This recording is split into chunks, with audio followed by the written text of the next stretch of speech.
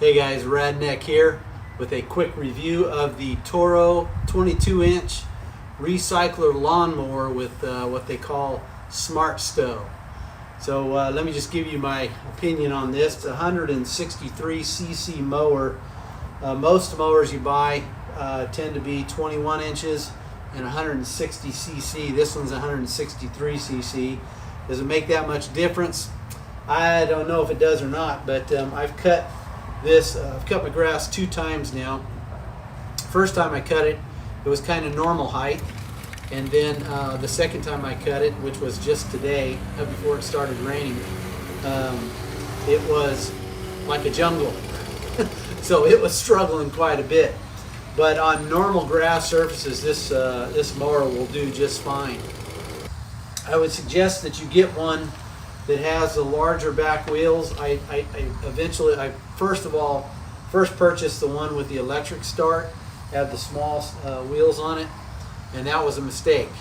And I could not figure out how to get the electric starter to work, so really there's no need. It's so easy to start these things anyways. So I took that one back and got this one.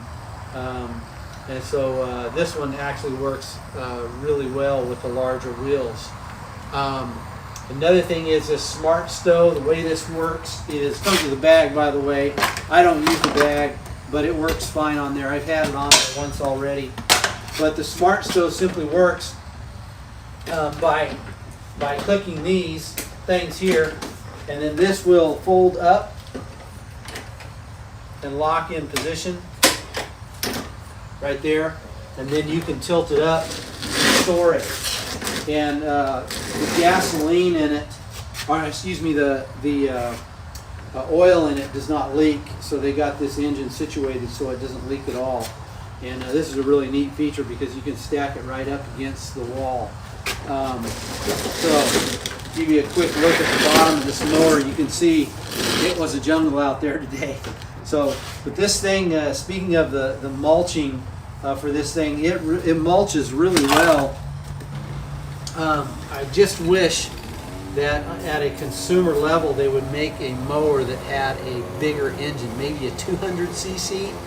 Well, that would be kind of nice. The mulcher would work much better when you have a jungle. But when you're cutting normal grass on the normal height, part of the issue too on this one is I am scalping the grass the first 2 or 3 cuttings because it's raining a lot. But once it moves towards summer, I will move this up onto a higher setting. So the mulching will do a much better job. But this one here does a really good job of mulching. You can hardly tell, once you've gone over the grass, you can hardly tell that the grass has been actually cut and all the cuttings drop back down. So it does a really good job at that. This has a technology they call personal pace.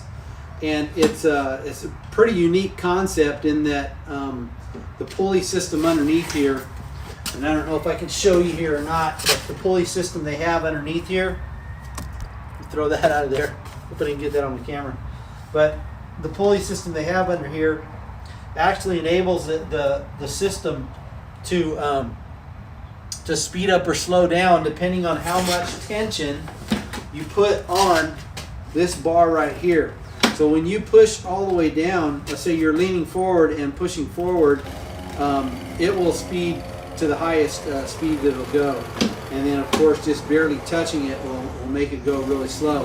And you can see a lot of that on the time-lapse video I have, also the regular video of the jungle that I had in my backyard. I try and cut that. You'll see that I can cut it at quite a bit faster pace in my parents' yard because theirs wasn't a jungle like mine. But this system really works well. Actually, I could control it pretty well with just one hand when I'm working it. And so I really like this new system. The old lawnmower I had, you actually had a dial down here. You'd have to switch it, and then you would have to grab the engine start the engine, and then pull the other one up and hold them both together, and it would only go one pace. That was it, whatever you set it at. So if you wanted to change speeds, you would have to actually go down, stop, change the dial, then start back up again. It was quite a hassle. So this is a pretty good technology. Took me a little bit on the first time I mowed to get used to that. But once I got used to it, it works really, really well. I like it. Overall, I would give this lawnmower, I think I paid it was 300 and I'll have to check and see what I paid for this, but it was a Home Depot. I think it was wow. I'll put the price up on the screen. How's that? Because I don't remember what it was. I'm thinking it was like $403 or something like that altogether. What I paid for it. And lawnmowers are getting more expensive these days. But let me just give you my quick final evaluation on this thing, so don't waste too much of your time. I would give it a 4-star.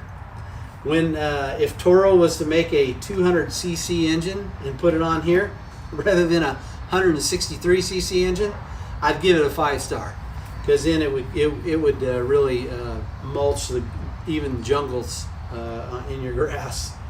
So anyways, hope you enjoyed that review. Be sure and give us a thumbs up and subscribe.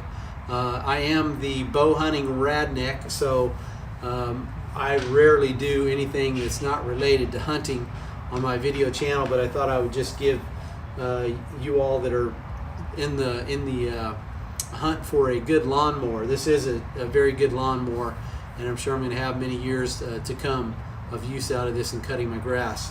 One last thing, you're probably wondering why I don't have a back fence in my backyard and I'm cutting my neighbor's grass. Well, that's because my 87 and 88-year-old parents live right next door.